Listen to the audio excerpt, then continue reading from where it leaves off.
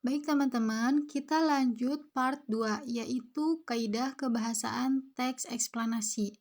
Yang pertama itu ada konjungsi, yaitu kata sambung. Konjungsi ini terbagi menjadi dua, yaitu yang pertama konjungsi kausalitas dan yang kedua konjungsi kronologis. Konjungsi kausalitas adalah kata sambung yang menghubungkan dua klausa atau lebih yang menjelaskan sebab akibat.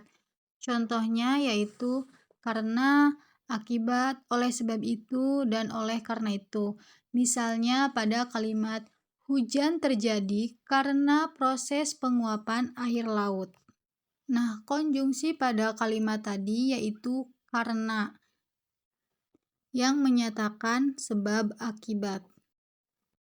Yang kedua yaitu konjungsi kronologis, yaitu kata sambung yang menghubungkan dua klausa atau lebih untuk menjelaskan urutan waktu kejadian. Contohnya yaitu kemudian, lalu, setelah itu, pada akhirnya, dan sebelumnya. Misalnya pada kalimat setelah mendapatkan kemenangan itu, pasukan Pangeran Diponegoro dengan secepat kilat menghilang dari Daksa. Nah, dari kata setelah itu, yaitu menjelaskan urutan waktu kejadian. Kaidah kebahasaan yang kedua yaitu pronomina petunjuk. Adalah kata yang digunakan untuk menggantikan penyebutan benda. Contohnya yaitu ini, itu, dan tersebut. Misalnya pada kalimat tawuran pelajar menjadi fenomena yang sering muncul di ibu kota. Penyimpangan sosial tersebut biasanya dilakukan selepas pulang sekolah.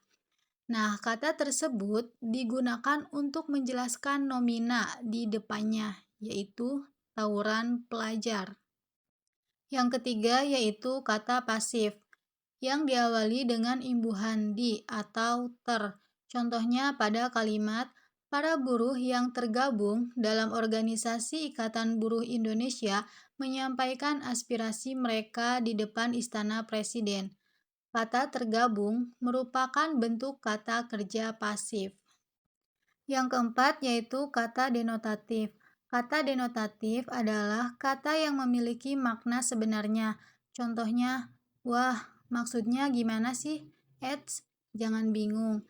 Kata denotatif adalah kata yang sesuai dengan observasi berdasarkan penglihatan, penciuman, pendengaran, atau pengalaman. Jadi, kata denotatif bersifat faktual dan objektif. Yang kelima yaitu kata teknis atau gabungan kata yang mengungkapkan konsep, proses, keadaan, atau sifat dalam bidang tertentu. Singkatnya, kata teknis dapat disebut sebagai istilah. Contohnya, nih, kamu sedang mencoba teks eksplanasi mengenai kebakaran hutan.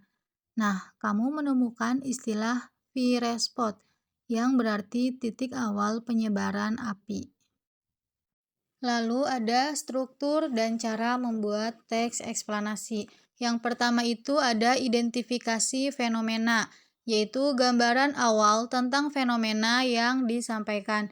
Di tahap ini, kamu bisa memilih topik yang ingin kamu bahas, misalnya kebakaran hutan. Pada tahap identifikasi fenomena, kamu akan menjelaskan definisi tentang apa itu kebakaran hutan dan dampaknya. Definisi ini kamu letakkan di paragraf pertama. Yang kedua itu yaitu penggambaran rangkaian kejadian. Struktur ini memuat proses terjadinya fenomena tersebut. Kamu bisa menjelaskan penyebab atau tahapan-tahapan bagaimana kebakaran hutan itu berlangsung. Struktur yang terakhir itu yaitu ulasan, yang berisi komentar atau penilaian penulis mengenai dampak fenomena yang dibahas.